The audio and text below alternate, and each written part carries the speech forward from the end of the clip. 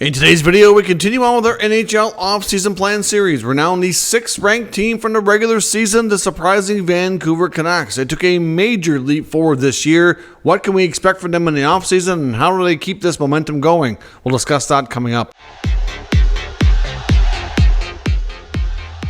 So welcome back to another video here at Top Shelf Hockey. As I mentioned, today we're taking a look at the Vancouver Canucks in our off-season plan series. So if you're new to this series, we've completed videos from teams ranked number 32 all the way up to number 5 so far, with the exclusion of the Edmonton Oilers and Florida Panthers. They will be done last since they're battling in the Stanley Cup final. And today we look at the number 6 Vancouver Canucks. How we structure these videos is first we're going to recap last year, look at a bunch of team and individual stats, take a look at any changes and trades they've made throughout the campaign, look at their cap space, expiring contracts, draft picks, and then the top questions and expectations for the offseason. So let's get started first by recapping what I referred to as a very impressive yet surprising 23-24 NHL campaign for the Vancouver Canucks. They surprised us with 109 points, major leap forward from last year.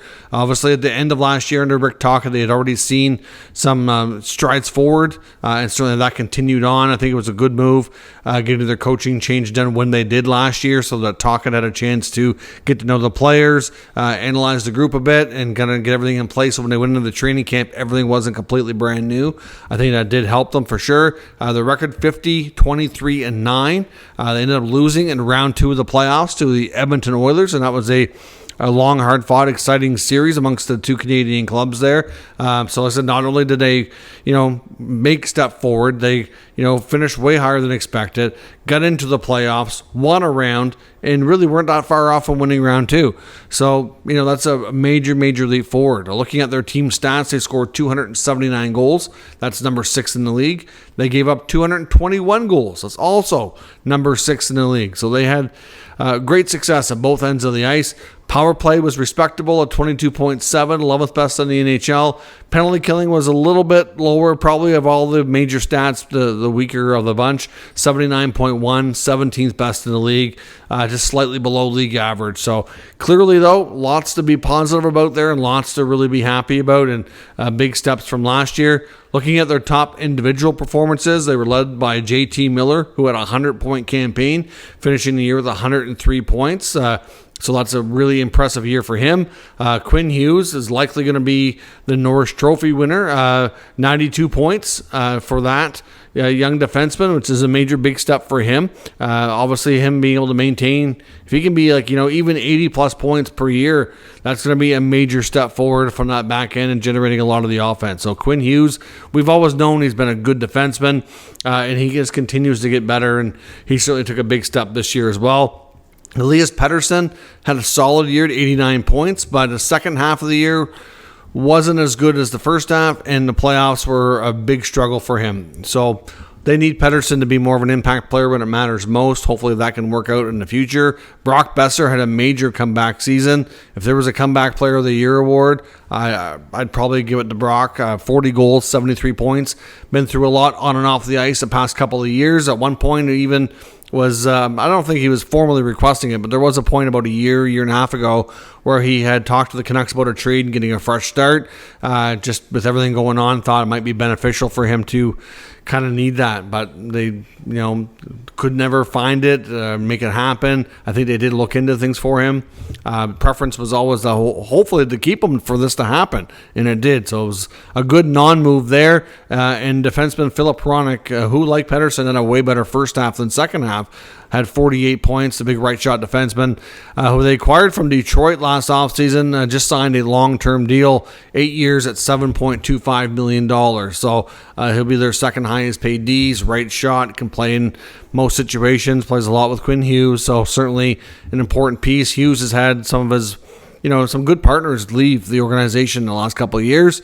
It's good to see them hang on to him. There was a lot of talk that his contract was going to be over $8 million, but certainly his performance down the stretch of the regular season into the playoffs, I think fair to say, kind of took his number down a bit. And I don't think the Canucks were ever going to go above what they paid Quinn Hughes on that anyway. Thatcher Demko had another real solid year. Unfortunately, was hurt for most of the playoffs, though. Had a record of 35, 14, and 2, a 2.0 2.45 goals against and a 918 save percentage. Fantastic year from Demko. It's just real unfortunate that he got hurt at a pretty important time, but we did get to really see a coming out party for Seeloff. So, I mean, they now know they have two really good goaltenders. If there was any doubts about Seeloff's, they were erased. I mean, his numbers aren't the sexiest by any means, but they were really good, and you could tell that he had a lot of big moments for the Canucks. Save percentage-wise, he was bombarded with a lot of shots, especially in the Oilers series. So, I mean, clearly, like I said, save percentage might not be as good as you think. If you didn't watch the games and you just look at his numbers, you might be like, oh, okay, like he did all right, but it wasn't awesome. But no, he was really good. I really think, considering all things, he was fantastic for them. Looking at their in-season changes, early in the year, they picked up Sam Lafferty from the Leafs for a 5th-round pick. Of course, they're familiar with Lafferty from all the Pittsburgh contingency working there. In November, they moved out Anthony Beauvillier, who they had picked up from the Islanders in the Horvat trade the year before. He was traded out to Nashville. On November 30th, they made a big deal with Calgary, picked up Nikita Zadorov for a 3rd and a 5th. And then at the end of January, they got Elias Lindholm from Calgary for Kuzmenko and a 1st-rounder and some other pieces in there. So at the end of the day, they got a lot of their business done early with Lindholm and Zadorov coming over to the Canucks. And at this point, it's going to be a matter of can they keep them in the fold or not, which we'll discuss here in just a few minutes. Cap space wise, they've got 17 contracts already signed or on the books for next year. $16 million salary cap space. Out of the 17 spots that are taken, it leaves about maximum 5 roster spots to fill with that $16 million. Looking at their expiring contracts. Looking at the restricted free agents, they have goalie Artur Seeloff, of course, who has had a big coming out party in the playoffs. Casey DeSmith went down with injury after Demko, and then he was in as the number 3, but did a fantastic job. They definitely want to get him signed. They would have had Hronek as a restricted free agent with arbitration, but they got him done already. 8 years at $7.25 million. So that's done. UFAs, they've got Elias Lindholm, Dakota Joshua, Sam Lafferty, Teddy Bluger, Ian Cole, Tyler Myers, Nikita Zadorov, and Casey DeSmith. I think out of those guys, it's pretty clear Lindholm's most likely not going back. It was reported by Rick Dhaliwal that he previously had offered a 7x7 contract, and that wasn't good enough. I also think there's concerns about him where he slots in their lineup. I know when he was first brought over, they wanted to try him being a winger for Pettersson. They ended up moving him in the most important games, being the 3rd center, and that probably isn't really where he plays in the lineup. So in most teams, he's a top 6 guy, majority, all day on pretty well all teams. So, I mean, he was a luxury as a 3rd-line player for sure. But you can't pay 3rd-line players $7 million. Like, you just can't. No team can afford that. So, with Lindholm likely gone, it's believed that Lafferty likely isn't coming back. DeSmith likely isn't coming back. Cole is debatable, probably not. It's believed that as much as the fan base probably wanted Myers gone for the longest time and hated that contract, he played a lot better when he was able to slot lower in the lineup. And there's belief that they may have a short-term, I'm not sure how long, couple years contract, 2-3 years, for a much cheaper amount than he made before, to be like a 3rd pair right D. So I think the Canucks are going to sign Myers. I think it's going to be like a lot less. I'm not sure how cheap, though. I'm thinking something in that maybe 2.5 range, maybe 3 at most, maybe a little less. Hard to say, but it's going to be cheaper. Anyway, but it sounds like they're trying to keep Myers. They want to keep Zadorov. Right now, as I record this video, that's not done. It's believed he's looking for upwards of 6. He's willing to take a little bit of a discount to stay in Vancouver because he really likes it there. But it's going to be challenging. Lots of negotiations with agent Dan Milstein on that one. So Zadorov is a priority for them to bring back, but it's going to be tough to do. Dakota Joshua, I think there's interest to bring him back, but there's word that on the free agent market, he may get close to $4 million. And as much as they like the player, I don't think they have an appetite to go that high. So I think the odds of Joshua leaving are probably pretty good, but we'll see. I mean, I think there's appetite to keep him if they can work it out, but not at that number. Teddy Bluger probably resigns for fairly inexpensive bottom 6 contract. So out of all those UFAs, Lindholm's probably gone, Lafferty's probably gone, Cole's probably gone, DeSmith is probably gone.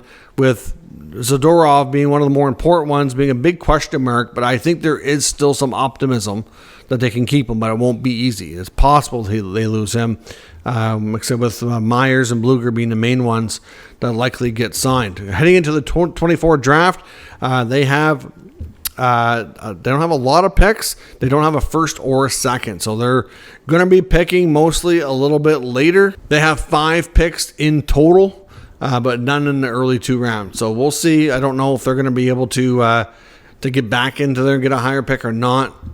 It's debatable on what they do for moves. As far as the questions or expectations for movement amongst the roster and things they need to address, well, for starters, they need to create some space here to make it easier to keep Zadorov.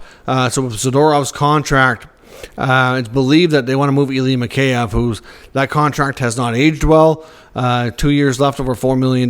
So they're trying to move Mikheyev, ideally trying not to retain salary or very little. They might consider a buyout if they can't find a deal, but if they can move off of the Mikheyev contract, that will make things easier to keep Zadorov. So look for Mikheyev to most likely not be back. They're both clients of Dan Milstein as well, so he'll probably help facilitate all that.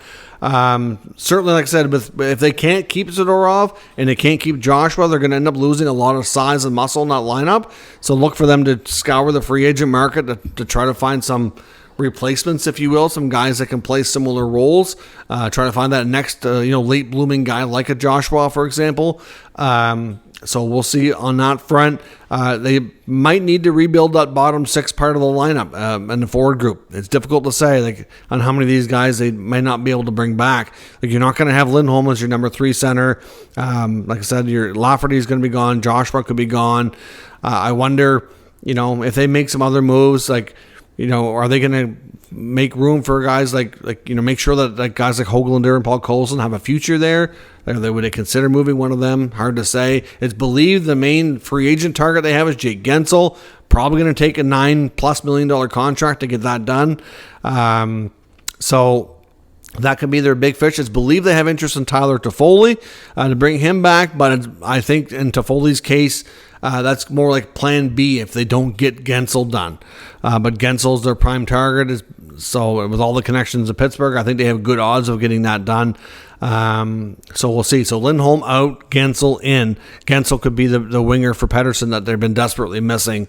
So you've got Besser and Miller who play together. You've got obviously maybe Gensel can pair with Pettersson, and then you have some other wingers that can kind of fill in those spots there, right? So to me, that makes a ton of sense. There was some rumblings about a potential Thatcher Demko trade. Not that they don't like the goaltender. They very much love Demko and what he brings to the table. Fantastic goalie, but he does get hurt a lot, and there's a lot of concern over his long-term health and viability that if these injuries keep piling up, it's going to get harder and harder for him to overcome. And, they want to be paying a guy to be missing a lot of time. And so with the emergence of Seelovs in the playoffs, would they consider that? And the answer for me right now is I'd be shocked if they did. At some point in a year or two, I can see if Seelovs continues to play the way he did and continues to develop, maybe long-term they do move Demko before too long, but I think they need to get more of a sample size out of Seelovs before they make that plunge. Some suggested they sell high on Brock Besser because his next contract is going to be expensive after putting up a 40-goal campaign. If he comes back this year and has a similar type season, then he's going to be able to command an extension with even more money than he's making now. Whereas a year ago, there was talk that they were, like I said, when they were contemplating moving him, mainly because he wanted to, because they knew his value was low. I don't think the team was actively looking to move him. But when Jim Rutherford first took over, the big talk was creating salary cap flexibility. And there was thought that more of these veteran guys, or at least 1 or 2 more, might move. Garland, Besser, especially being in those names. But, Garland, who was coached by Rick Tocchet before, has responded well to how the coaching change made after he took over from Travis Green. So, at the end of the day, Garland has played well. His contract's not horrible. And now with Besser, like I said, at one point when they were talking about trading him, it was going to have to move him with salary retention. Now he's looking probably to make even more money. So that's going to get tricky and it's going to get challenging. I mean, they've got Miller signed for a while. They've got Hughes signed for a while. They just signed Pettersson last year. And the amount of money they, gave to Pettersson, they need him to be better in the playoffs. There's no doubt. So they've got a pretty good core group of guys there signed. If they add Jake Gensel to that, then next year, or later into the year, anytime really, because the Besser is going to be eligible for an extension here pronto. So it's hard to say when they get that done. I'm not sure how quickly they jump at getting that done or what have you, but it's going to be interesting because they don't have a ton of room after they sign a few of these guys. They're obviously Gensel alone could eat up $9+ million of the 16 million they have available, and then you throw in signing a couple million for Myers, $1 point something for Bluger. Suddenly, you're down to maybe $3 million or $3.5 million or something like that, and you haven't done anything else. So there could be some cap casualties here to some extent. That's why the Mikheyev contract especially is the one that they want to move on from, which will make things easier to keep Zadorov, because when you just do all the math, it sounds like a lot, then you start allocating the money and you're like, ooh, this is going to be hard. So we'll see. But if they lose Zadorov and they lose Joshua, they're going to lose a lot of the big physicality. So be curious to see how they go about finding that on the open market or if via trade.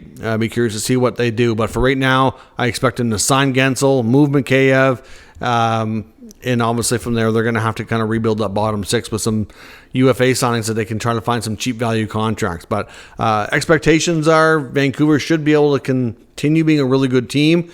It wouldn't be shocking to me, though, depending on what they do in free agency and for moves, could they take a step back next year? It wouldn't be shocking to me. I'd still expect them to be good. I still expect them to probably make the playoffs.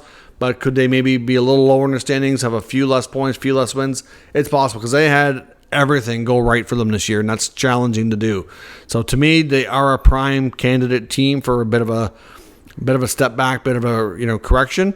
But I don't think the correction is a big drop. It's just a bit. So we'll see what happens. But be curious to see what other moves they make because, like I said, a lot of questions this offseason. Let me know your thoughts on the Canucks down in the comments. We'll discuss further. Well, if you're new to the channel, make sure you subscribe and stick around. We'll keep you up to date with all the news, rumors, and analysis of all 32 NHL teams.